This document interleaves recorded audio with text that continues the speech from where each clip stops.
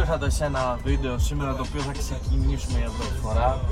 Γενικά ήθελα πολύ καιρό να κάνω τέτοιο βιντεάκι, αλλά δίσταζα, η αλήθεια είναι. Οπότε σήμερα είπα τι το καλύτερο, βάλω το κινητό μου εκεί έτσι στο κάθισμα για να μπούμε μέσα στο ψητό και όλα αυτά. Πολύ πιθανό να βάλω φωτογραφίες οι οποίες θα δείχνουν το αυτοκίνητο πώς ήταν πριν. Είναι ένα BMW E46, δεν χρειάζεται να πούμε μοντέρ και τέτοια.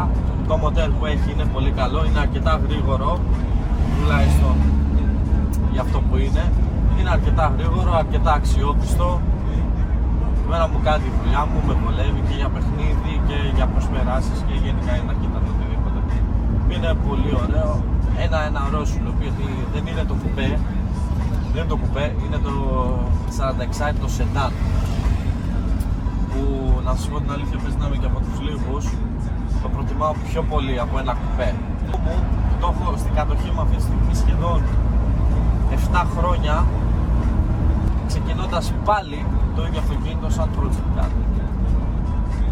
Να δούμε που θα πάει, να δούμε πώς θα βελτιωθεί αυτό το πράγμα. Φοράω ήδη κάποιες ζάντες, μπορεί να σας βάλω ένα βιντεάκι να δείτε. Φοράω ήδη κάποιες ζάντες οι οποίες είναι όλες τύπου από M2 Competition, M4.